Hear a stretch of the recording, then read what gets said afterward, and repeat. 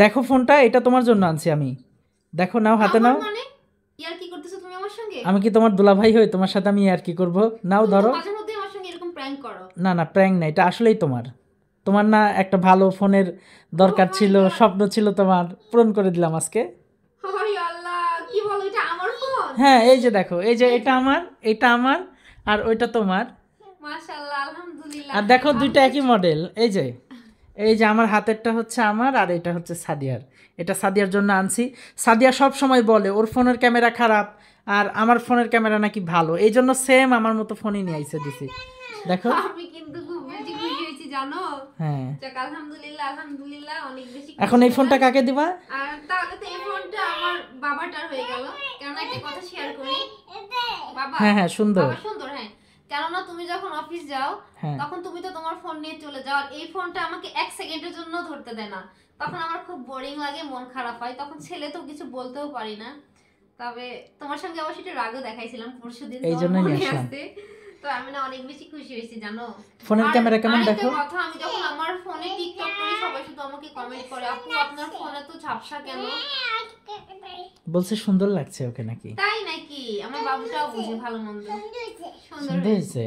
Camera দেখো তো, এই ফোনের ক্যামেরা কেমন বাবা? ক্যামেরা চালু করো তো। আমরা টিকটক করব, আসো তো দেখি কেমন হয়। আগে ক্যামেরাটা দেখি।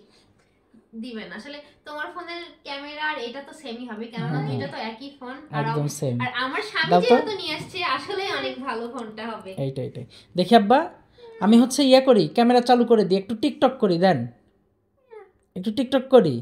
ও গ্লাসে দেখে দেখে একটু টিকটক করে দিই। হ্যাঁ হ্যাঁ, গুড। এটার ক্যামেরাও অনেক সুন্দর, একটু ব্রাইটনেস দিয়ে নেই। এই যে, তাহলেই বোঝা যাবে। এই যে এটার ক্যামেরা অনেক সুন্দর ক্যামেরা। কালারটাও আমার খুব পছন্দের কালার, হ্যাঁ, সিলভার কালার, গোল্ডেন গোল্ডেন। সুন্দর হয়েছে, সুন্দর হয়েছে। দেখছো?